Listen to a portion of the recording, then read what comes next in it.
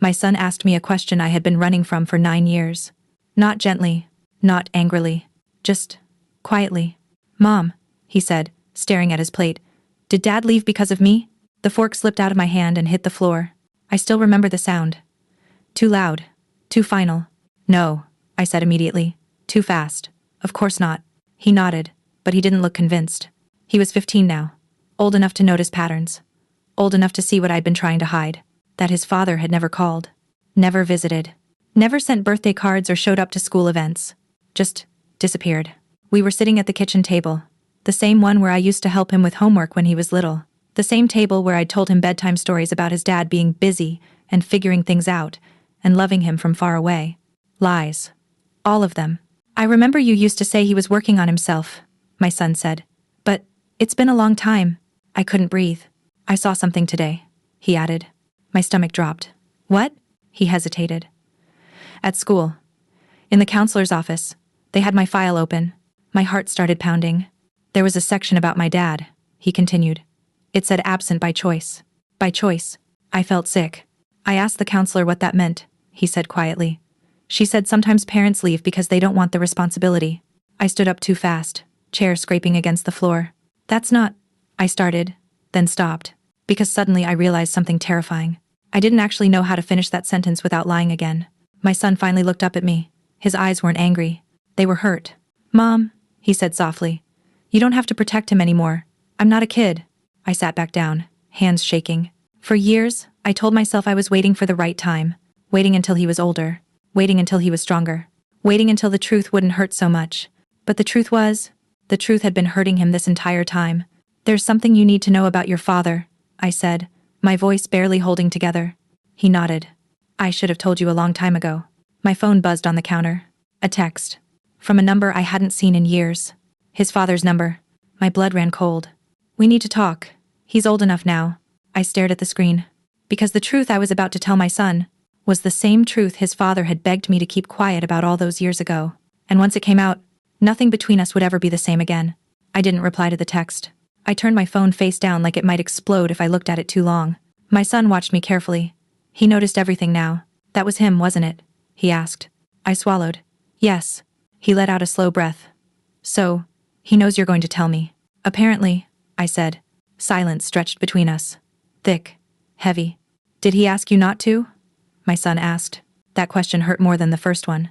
"Yes," I said quietly. "He did." My son leaned back in his chair, jaw tight. "Why?" I stared at the kitchen wall, at the old dent near the light switch where his toy truck used to hit when he was 3. "Because the truth makes him look bad," I said. My son nodded once. Not surprised. Just resigned. "Start from the beginning," he said. "Not the kid version. The real one." So I did. "Your dad and I were together for 6 years," I began. "We weren't perfect, but we were stable. Or at least I thought we were." I told him about the night I found the emails. Not romantic ones. Resentful ones. Messages to his friends about how trapped he felt. About how becoming a father felt like a mistake. About how he wasn't ready, and never had been. I confronted him, I said. I asked him if he wanted out. My son's fingers curled into fists. "And?" "He didn't answer at first," I continued. "He just cried. And then he said something I've never forgotten." I took a breath. He said, "I love him. But I don't love this life." My son closed his eyes. "He asked me for time," I said. Said he needed space to think. I laughed bitterly. "He packed a bag that same night." My son's voice was barely above a whisper. "Did he say goodbye to me?" "No," I said. "He left while you were asleep." That was the part I'd never said out loud before. "I found a note on the counter the next morning," I continued. "Not to you. To me." "What did it say?" my son asked. I hesitated.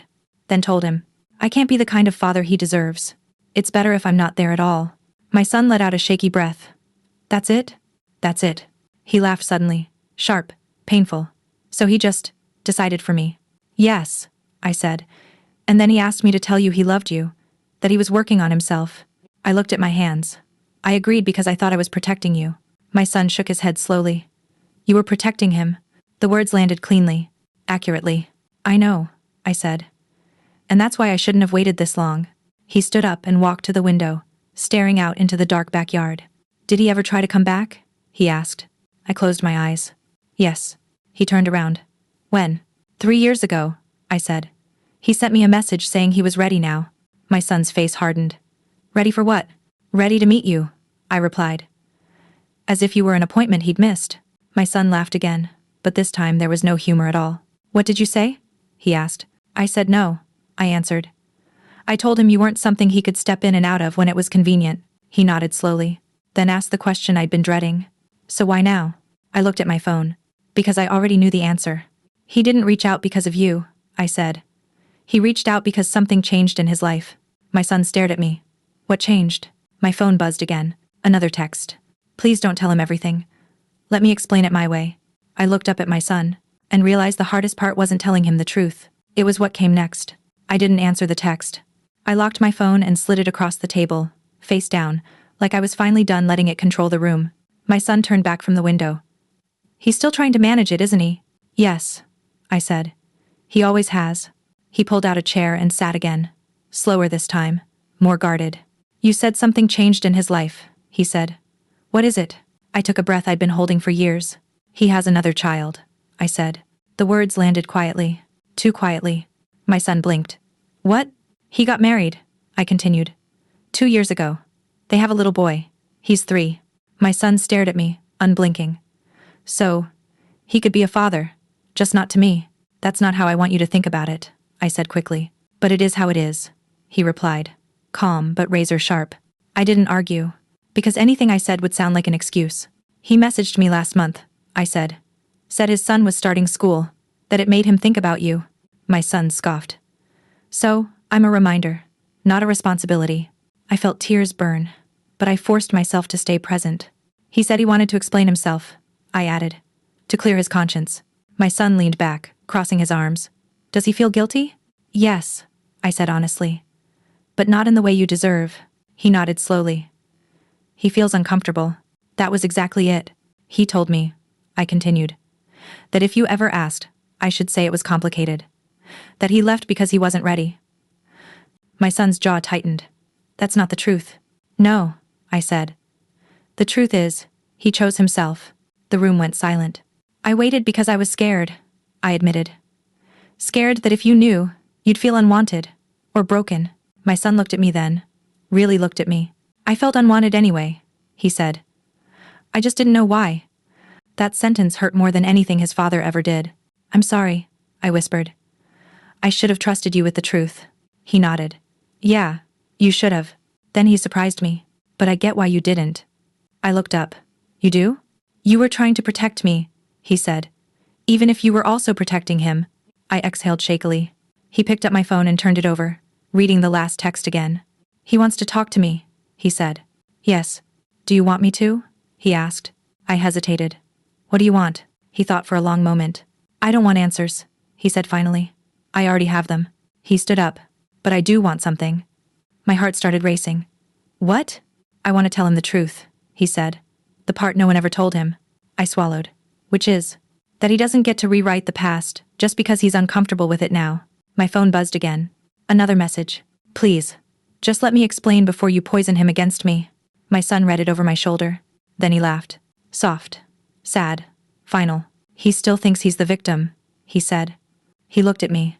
I'm ready, he said. But it has to be on my terms.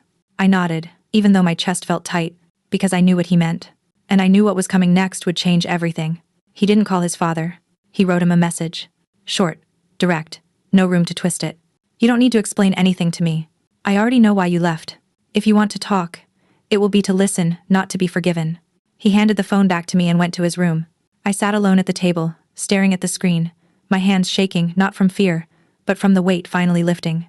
10 minutes passed. Then 20. Finally, the phone buzzed. That's not fair.